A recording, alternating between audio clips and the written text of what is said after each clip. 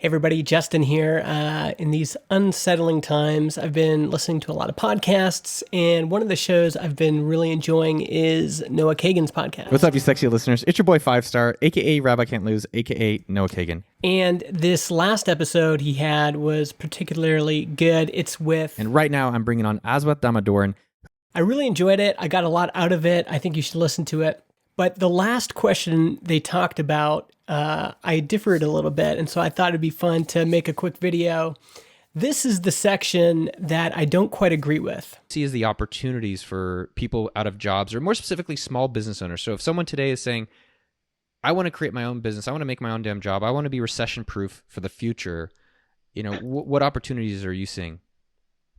Well, I think that, with anything that you do, you got to ask yourself, what do I bring to the table that's different or unique, right? And every one of us has some skill set where you can point and say, I can bring that to the table. I'm really good at talking to clients and gauging what they're thinking that no machine can do it. I'm going to build a business around what I think I can bring to a table that's unique.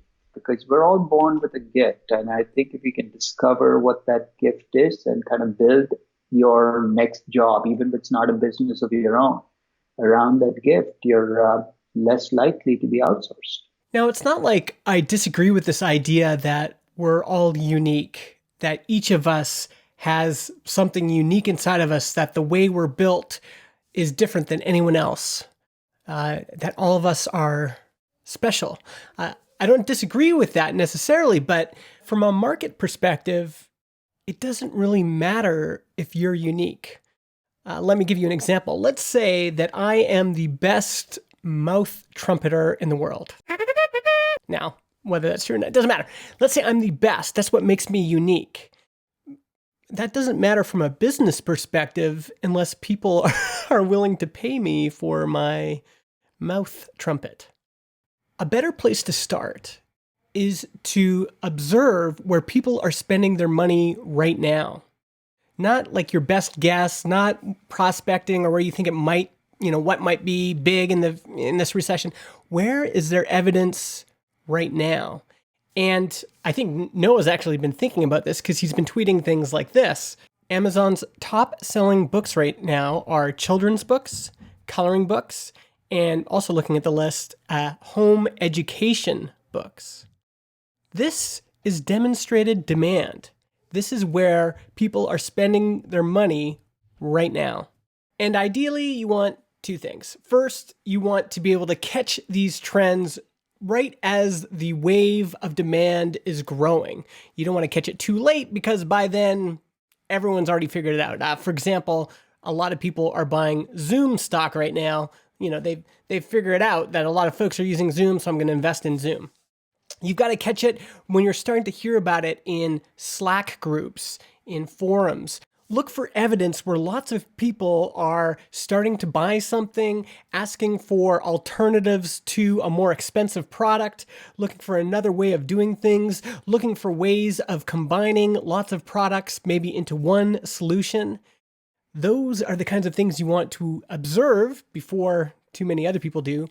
And then we get to step 2, which is for you to evaluate yourself and to say, okay, what does make me unique? What characteristics do I have? What experience do I have? What network of people do I have? What assets and resources do I already have that might be able to connect to a pocket of demand that's still somewhat untapped? Being unique and different isn't enough. Don't put the cart before the horse. You want to first find where there's demand. And then if you're going to go into that market, for example, if I was going to go into home education, then I would have to say, okay, what's going to make me different than all of these workbooks for grade school kids right now? How am I going to leverage what makes me unique, what makes me different, the things I'm good at, the connections I have, the resources I have, so that I can win in that market? The difference here is not subtle.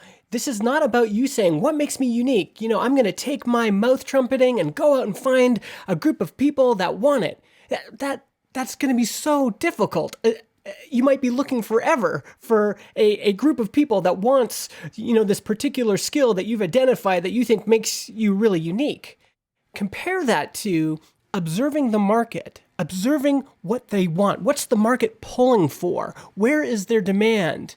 And then evaluating yourself and going, what do I have in my back pocket that could satisfy that demand?